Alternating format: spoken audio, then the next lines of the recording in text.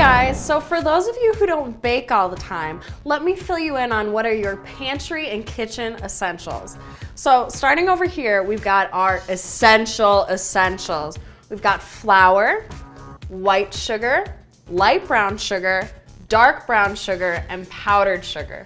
Now, light brown sugar and dark brown sugar are just regular sugar with molasses added. They add a nice sweetness, a nice caramely flavor, and when you bake, they're gonna make a chewier product, like a chewier cookie.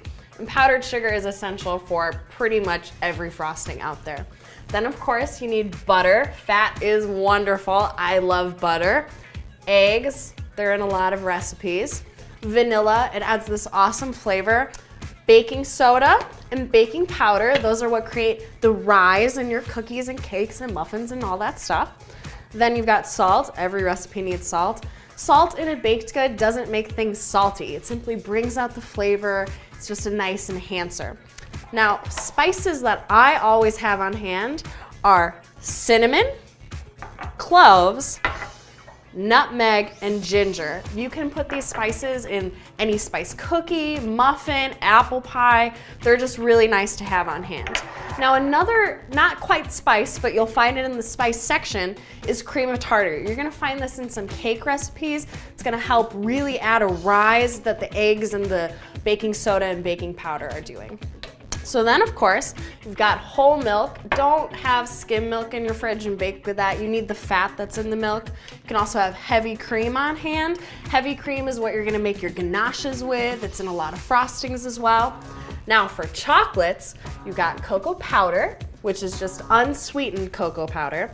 Then all of your chocolate chips, white chocolate chips, semi-sweet, bittersweet, dark, whatever you really like. And then you have baking chocolates. Those are what you chop up when you need a melted chocolate in something, when you're making white chocolate curls, keep your baker's chocolate on hand. Now also, always have 2 sticks of cream cheese in your fridge. I found that 2 sticks is the perfect amount. You can pretty much modify any recipe to work with 2 sticks of cream cheese.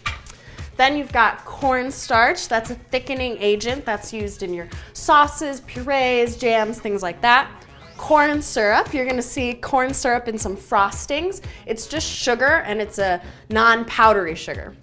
Then of course, we have your tools that you need. You're gonna need some measuring cups. You're gonna need your measuring spoons, like your tablespoons, your teaspoons. You can find these at Walmart even. Then of course, you're gonna need your spatula for scraping down the sides of the bowl, your whisk for whisking things together, and I always have a zester on hand because I love citrus in my desserts. Lemon zest goes in a lot of things I make, so this microplane right here is gonna be the perfect little zester for you. And then of course, the most important thing in a kitchen, your mixer. You are going to use this thing for pretty much anything you bake. And parchment paper. You keep parchment paper around for lining your cookie trays or your cake pans. It prevents things from sticking. It makes it totally easy to transfer them to cooling racks. So there you have it. These are your very basic pantry and kitchen essentials, and I'll have a list of these up on spinkitchen.com.